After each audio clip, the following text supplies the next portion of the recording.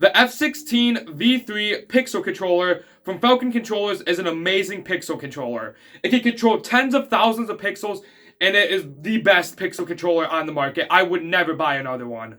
Wait, what about me? Wait, is that an F16v5?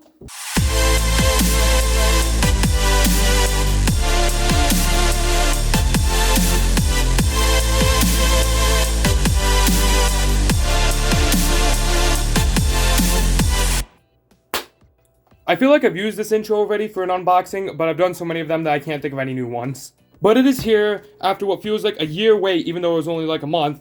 My new package is here that I've been waiting for. In here is the brand new F16v5 pixel controller from Pixel Controller LLC, better known as Falcon controllers. This is the latest F16v5. There's a ton of new features on it compared to my F16 V3. I never got the V4, so this is the first upgrade I'm making for my controller since I've started the light show. And then there's also two of the new differential receivers in here. I think it's SXR, or there's some fancy lettering, and then it's either the 1 or the 4. I don't remember all the names for the different versions, but I'm just going to open this because I am so excited to see what is in here. Now, this is not going to be a tutorial for how to use the F16v5. This is just going to be my first reaction to it. And I'll probably hook it up, go on, and see how the interface looks, if anything's changed. But I will probably make a tutorial on how to use this, hopefully next video, but I don't know if I can get it done that fast, especially with the Christmas light show coming up. But let's just open it, because I am so excited to see this. Even though this is probably like my 100th unboxing, I am still terrible at opening packages. But here we go. I opened it upside down. I just ruined the entire video. But whatever, who cares? Here it is, the brand new, oh, and it's completely covered. Okay, well, that just ruined the effect. This is the F16v5, which I'll open in a second. And then we have the two smart receivers with a new connector on the side of it. Okay, what does this say it's for? Oh, external fuse control. I forgot the new F16v5 and the new receivers. You can reset the fuse from the interface. You don't have to go and put a new fuse in it. There's no fuses on this board at all. They're all, I think, called E-fuses. So if you accidentally blow a fuse or something happens, you can just go on the interface, reset it. You don't need to replace it. So that's something brand new. But I'll take a look at these in a second. I just want to get to the main attraction right here. This thing. I'm so excited to open this. Is there anything else in the box? Just a ton of paper, I think. Nothing important in here, right? Okay, whatever. Get rid of that. Get rid of that. I think this has a fancy, like, opening thing on it. I don't even have to cut it. I can just open it. Oh! Oh my gosh. Here we go. The brand new F16v5. I am so excited. Oh! Look at this thing. The F16v5 with there's no fuses on the bottom. That is so weird. I am not I'm used to there being fuses down here, but it looks so weird. And there's so many less extra things on the board because they found ways to make them smaller and not have all of the components on here. But the biggest thing about this is basically a fully expanded F16v3 with a differential expansion board. This is the basically expansion board right here where you could plug in your differential receivers if you wanted to. So with the F16v5, there's no more expansion boards, no more of those ribbon cables you have to go to connect to each board. It's all within this board. So if I just want to run it normally, that's perfectly fine. I could just use all of the ports here and get 1024 pixels like normal. If I want to expand it once so I can get up to 32 ports, then I can hook differential receivers in here, and as long as there's just one per output, then I think you could still get 1024 pixels total on all of these. And if I want to expand it 3 times like an F48, then I could hook up even more receivers, but then I think the total number of pixels drops down to like 700 or 800 per port. I'm not sure. Don't quote me on any of this. I haven't done my research on this yet. All of the information about that will be in the tutorial video coming up. But let's just get a close-up on this thing. This thing looks amazing. Currently, this is $260 on Pixel Controller's website. The F16v3 is now $250, so this isn't that much more expensive than some of the older controllers. You have your Ethernet data come in one of these two Ethernet ports to connect either to a Raspberry Pi or a computer. And then you have your screen here with all of the buttons and the test button. You have all 16 ports. Like I said, all E fuses. There are no actual fuses on this board. And then on the back, it looks a little bit different actually. What is happening here? Usually the grounds are all hooked together, but it looks like they have a little bit of a different path than normal. I'm not sure what this is all about yet, but I will investigate it and figure it out, because usually the ground just went one way around, I think. And then you have your positives that go to the front row right here into the new E fuses. This thing is a little bit heavy. I'd have to say it might be a little heavier than the F16v3. Even though they remove parts, so that's strange. Maybe it just feels heavy to me. And then I think I might have just noticed something. I don't know why this says this, but usually this is the V1 connector and this is the V2 connector for power. If you plug in power here, it will power these 8 ports and the entire board. If you plug in power here, it will power just these 8 ports. So what you could do is have 5-volt pixels on this half and 12-volt pixels on this half. But it says V2 on both sides. Let me see if you can see that. Yeah, it says V2 on both sides. So I don't know why it says that, if that's a typo or what that is. Maybe this will be one of the few rare boards now that will always have a V2 on it, and when they update this, they'll put the V1 back because I accidentally forgot to put it on. And then you have your external power, which is this one right here. So if you don't want to power it from here, power the main board from this jack, you can here. You have your switch here, so if you're powering it from 7 to 13 volts, keep it to the left. If you're powering it from 5 volts, you keep it to the right. And then you have your external power switch, so if you're powering it from here, you keep it down. If you're powering it externally from here, you flip it up. These two things right here say external fuse control. So I have no idea how the fuses work, how you reset them. From what I've heard, you can just do it right from within the user interface on this, but maybe you have to connect something here. I'm not sure. Oh, and this could also be a bit of a problem. There are no jumpers on the jumpers for the one DMX port. On my F16v3, there are 3 DMX outputs, but now on the new board, there's only 1. You could still run multiple DMX things. It just has to be able to all plug into this one thing. And then there's these pins here, and you'd put a jumper all the way to the left if you're using LOR data, and then you put them all the way to the right if you're using DMX. But it did not come with any, which is very strange. So I don't think DMX would work unless I put jumpers there. So I'll probably have to take them off my F16v3. I'm not too concerned about that, though. What are some other things we have? We have the Wi-Fi chip. If I remember correctly from reading this, you can now upload sequences through the Wi-Fi instead of having to put an SD card in right here. I think this is the audio output, so if you want to run this as your main Raspberry Pi and controller all in one, you can have your output come out here if you have a special card for it. Here you can plug in a fan, and then these last two things right here, these are the inputs where you can have the board do something if it detects a button pushed. You'd hook that up here, and I think that's actually everything on here. Oh, and let me take off this little thing. Looks so nice. There's definitely a lot more components on my controller than this. This is much more simplified.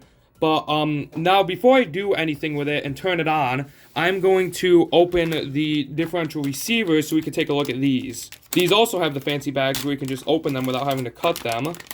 And let's see, what do we have here? So these are what plug into the 4 Ethernet ports, the 4 red Ethernet ports.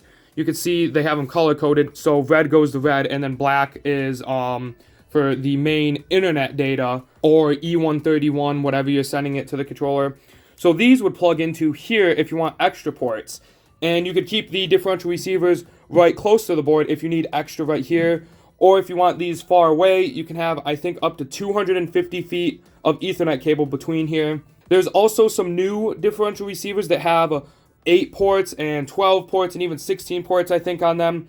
And I'm pretty sure those can work from even farther away. So you hook your power into here. I think you can use 5 to 13 volts. It does not say. Oh, and this is new. You used to be able to plug the data into any one of these, and then the output could come out of the other ones. But now this one says input, this one says output. So I'm assuming I could not connect the board from here to the output anymore like you used to. You could connect it to either one, it doesn't matter, and then have the other Ethernet port go to the next differential receiver. But it looks like there's a new input and output thing there. And I think that's because these have some sort of auto-detecting protocol, I've heard, where they can figure out automatically what they need. I don't know. Like I said, I still need to do a ton of research about these. You have your little switch here so you can select the mode, and if you look on the back, it tells you what all of the modes do. So 0 is normal receiver mode, if that will focus. It looks like modes 1 to 3 are for the F16v5, F48, Pi, and BeagleBone controllers, so version 1 protocol. So you could hook this to other types of controllers that aren't Falcon controllers but still accept differential receivers. That's probably the mode you'd use for those. And then what other modes do we have? Modes 4 to 9 are for Pi and BeagleBone controllers also, it says, but I think that's version 2 protocol. And then anywhere from A to F is auto-detect all protocols. So if I put this on A, anywhere A to F, it should, from what it sounds like, be able to detect the protocol. And then on the differential receivers, you can only use 3-wire pixels, which most pixels are. Whereas the F16v5 and all the other Falcon controllers, they can accept 4-wire pixels. So the pixels that have an extra clock wire to keep them in timer, I think something like that, those can connect to here, but you can only connect 3-wire pixels to here. These are the fuses right here, I'm pretty sure, which you can automatically reset. And then this is the external fuse control right here, which I still don't know what it does. So I'm going to have to figure that out. And then let's open the other differential receiver and take a look at it. And this one is the exact same. Oh, and I also forgot to mention, there is a test button right here. So you can hit this and it'll test all of the pixels on here. And you can click it to go through different patterns and then it'll shut off. So I didn't actually need differential receivers because I have some already. But the reason I had to buy them is I still have the older differential receivers. Here's a size comparison. The older ones are a lot smaller, have a lot less things on them, and they don't have the fancy mode switch with all the different modes. It only has these little 2 switches that have an on or off value. These smart receivers will no longer work in smart mode with the F16v5 because there's apparently like it can't work with the protocol. So these can only be used in dumb mode, which means I can only hook 1 to each Ethernet port, and then you cannot hook any extra. It won't work anymore. And I have 2 of these that control the mega tree, and they're in smart mode. The data comes in one, then comes out the other into the next one. So I can't use these anymore in smart mode since I have the 2 there. So I had to get new ones that I'd be able to chain. So like the Ethernet cord would come from here into the input, out of the output into the input of that one. So that's why I had to get these ones, because these only work in dumb mode, meaning you can only have 1 off of each port. Which means I'll probably be retiring these receivers, and I don't think they will be used anymore. Unless I need to use them with something for my F16v3. But I technically didn't even have to get this. I could have still ran the show off my F16v3. It still works great, can control all the pixels I need. But come on, it's like when the new iPhone comes out, everyone has to get the new iPhone. Even though you just got the iPhone 14 a year ago, you have to get the iPhone 15 now. So since this will be more than enough to control my entire show, I might be getting rid of my F16v3. I might be selling it, I'm not sure. I might keep it just in case this fails.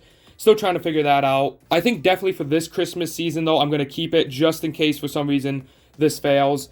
I am going to replace my F16v3 though, which is running the Halloween show right now.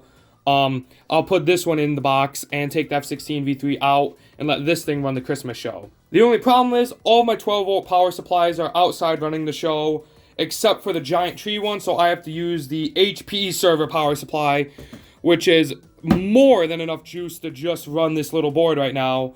So that's what I'm going to have to hook up for this. So we got that cord plugged in there. Now time to plug this in. Please don't blow up on me. We have power. Oh, I see lights. Only on this half of the board. That thing boots up so fast. Holy cow, that was just instantly on. Didn't load at all. Okay, I'm shutting this off. I need to do that again. Let me turn this thing off. I'm going to hook power in 3, 2, 1. 1, 2, 3. About 5 seconds. It showed it right there. 5 seconds and it was already on. Everything just turned on that fast. I think the F16v3 takes like 15 seconds. I'm not sure, but that turned on extremely fast. Here's a little video showing how long the V3 and V5 takes to boot up. You can see the V5 turned on within 3.5 seconds instantly, and you can already use all the features, while the V3 is still booting up. And even though the screen is on, you have to wait for the Wi-Fi chip to blink, and that's when you can start using the test button or going on the interface and actually using the controller. Now, there are 8 red lights on this half of the board, and I think what that is the fuse indicators saying that there are blown fuses. But the only reason it's doing that is because I don't have power plugged in here. And these ones aren't lighting up because there is power for this half of the board. Now, if we take a look at the screen, we can see, I can't bring it that close. You can see that it shows an Ethernet and a Wi-Fi IP address, which means you can use Wi-Fi and Ethernet while this is in regular mode. What is it called? E131 ArtNet mode. The Ethernet address is set for 0.0.0.0. And that's because there's no Ethernet plugged in, but there is a Wi-Fi address, which leads me to believe, I think this might act as a Wi-Fi hotspot, so you can connect to it to set it up if you don't have a Wi-Fi network or an Ethernet. So I'm going to go on my computer and see if there's a Wi-Fi network available for this. 10 seconds later. There is actually a Wi-Fi network called F16v5 that my computer detected. I took a screenshot of it, I'll put it on the screen. So that means this thing has a Wi-Fi hotspot built into it, like you can do with Falcon player. I'll quickly explain it for those of you who don't know. When you start up a Raspberry Pi, you need to have a connection so you can connect it to your Wi-Fi or Ethernet or however. And usually the way you do that is hooking it up with Ethernet, because then you can log onto it with Ethernet and then tell it your Wi-Fi address. But if you can't do that, the Raspberry Pi has a hotspot built into it, so you can connect to that hotspot. You won't have internet, but if you type in the IP address, which it shows right here, you can go right on and then set it up for Wi-Fi, which means the F16v5 can do that as well, which is insane. But I do want to hook this up with Ethernet right now so I can log on to it. I don't want to change my Wi-Fi or anything right now. So here I have an Ethernet cable, and I can hook it into either one of these. So I'm going to plug that in, and now we get some flashing lights up there. The screen just turned off. I think it went into the screensaver mode where it just doesn't show anything. And now it has an Ethernet address, and our router automatically gave it an IP address of 192.168.1.121. So if I was to log on my computer now, since it's on the same network, and type in that address, the interface for this should pop up. So I'm going to go over to my computer and take a look at the user interface and see what has changed on there. Okay, so here I am on a browsing tab, and if I type in the IP address 192.168.1.121, this should open up the controller interface since this is the IP address my router gave it. And I am connected to the same network as the F16v5, so this should work. Let's see what happens. Holy cow! Okay, okay. I don't even know where to start. There's so many extra tabs. Okay, so this is the status tab. There's this little blue bar at the top now. I have no idea what that is, but so I'm just gonna go through all of the settings. Like I said, this is not a tutorial. This is just me messing around with the settings and checking out this for the first time. So the first setting here is the board configuration, and it gives me one option right now, the 16 local ports. So that's all of the pixel ports on the controller, plus 4 smart receiver chains. So I'm assuming if I hooked up more differential receivers, they would talk to the board and tell the board that I have this running with more receivers. And then here are all the different modes. And down here, it looks like these are graphs, and it can graph the voltage and the temperature. So over time, I could come on here and see the temperature change, and if it goes up or down, if the voltage goes up or down. Volts 2, this is the voltage coming in on the second thing, or the second terminal. Right now it's at 12.4 volts, and then the first terminal has 0 volts because nothing's hooked up to it. It actually says 0.5, which is a little weird. It shows me all the temperatures, the processor temp, temperature 2, which is the temperature on the right side of the board, and temperature 1, which is the temperature on the left side of the board. And these are the fuses, so I could see which fuses are good on the board. And there's a turn off button. If I hit this, does it turn off all the fuses? I'm gonna click that. I am now looking over at the board. I will move my camera over. There are red lights now on the right half of the board with all the fuses, which means I just disconnected power from that half of the board, and now those pixels won't get any power. That is insane. And now I can hit turn on, and all of the red lights went away except on the left side of the board. Now that means that if there was pixels plugged in, they could get power. So if I want to turn off power to the pixels for whatever reason, I can do that. And if I blow the fuse, I can hit reset, and it'll reset the fuse. I never thought in a million years that you would be able to do that. And then with the new receivers, they could have two-way talk. So if I blow the fuse on there, I think I can reset them from here as well. Now the older receivers that still have built-in fuses, those won't work with this. The controller could still talk to them and send them pixel data, but I can't do all the extra features. But I'm still just mind blown at this. That is crazy. And if I blow a fuse, I can look and it will say if I blew a fuse or not. I just can't handle this. This is so much to take in. Let's take a look at the test tab. What has changed here? Anything? Okay, everything changed here as well. There are so many new... Oh my gosh. What is RGBWB? I'm sorry if I'm getting overexcited. I just cannot handle all of the changes. You can adjust the speed now. This is insane. Oh my gosh. So you have your... What are these test patterns? I want to hook this up right now, but I probably am gonna have to wait till after the Halloween light show ends because I don't want to have to change any of the setup. And then I can, like always, enable the ports and disable the ports that I want running.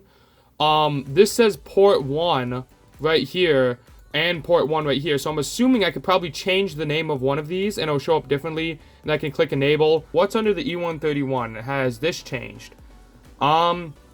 Let's see if... Oh, I hit save by accident. Let's add... What? When you click add, usually a window opens, but I guess not anymore. Let's delete all those.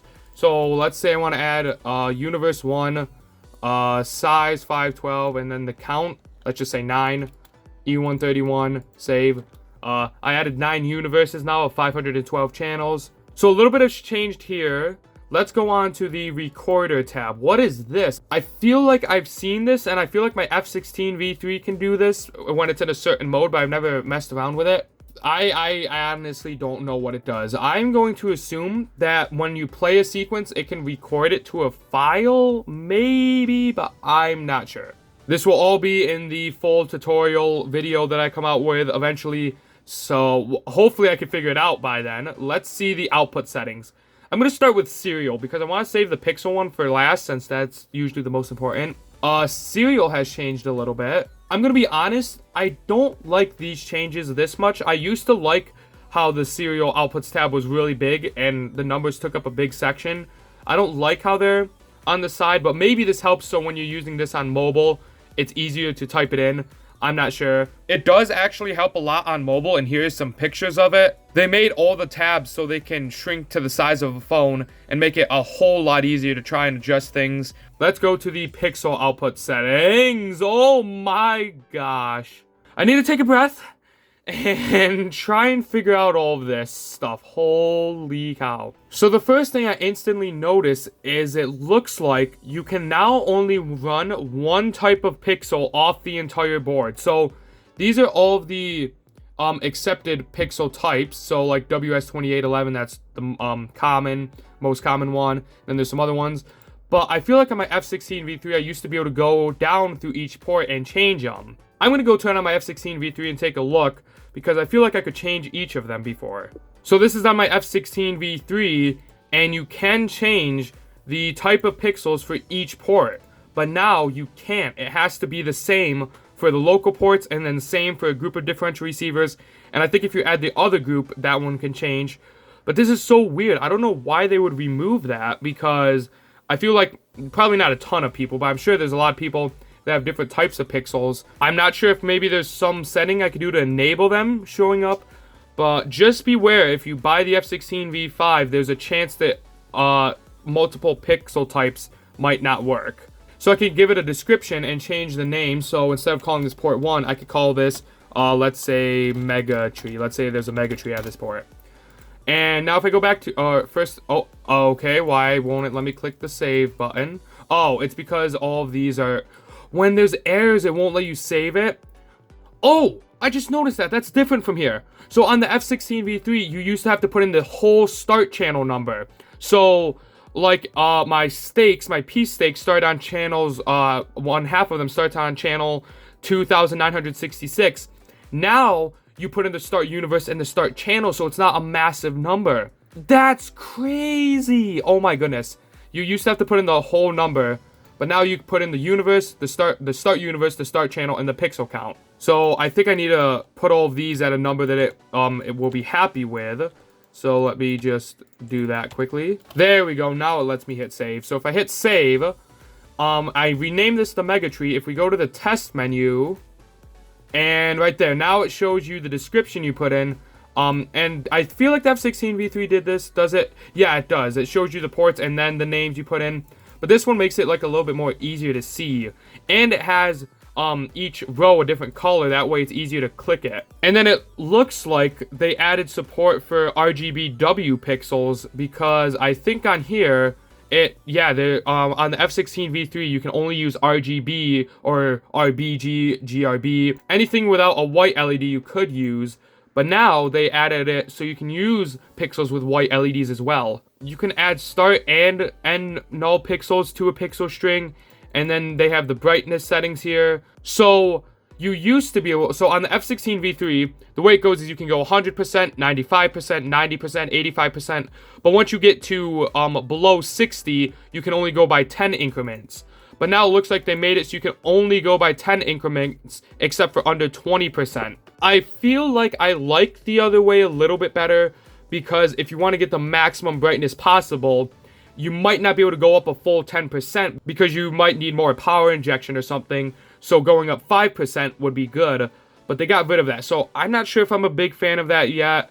It probably won't concern me because I don't run my pixels over 30% brightness. I used to do 40, now I do 30. But when I'm testing a strand, I'll usually go up to, I think, 85% with 100 pixels, because that's as high as I can go without power injection and without blowing the fuse. But now I could only go 80%, and I can't go 90% because that'd be too much. So I don't know how I feel about this change yet. But so far I've liked everything else, except for also the type. I don't know if they had to change this, maybe because the board can't support it with all the other features it added. Once again, that doesn't concern me because I only have WS2811, but I'm just thinking for everyone else. So there is just some of the new things on the F16v5.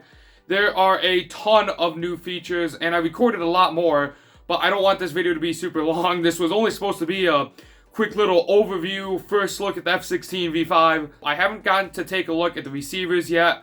One of them actually had a loose port on it. The pixel ports were loose, so I had to send it back, and hopefully they could fix it and send it back before the light show starts in 2.5 weeks. I'm going to try and make a whole professional looking tutorial for the F16v5, so if anyone doesn't know how to use it, anyone's new to pixel controllers, they could see how it works. The only problem is I don't even know how everything works on it, and there's no manual out for it yet. So I've tried looking up everything about the F16v5, but there's no information about it because it just came out in the end of October. And also, please bear with me. I'm going to try and get it out as fast as I can.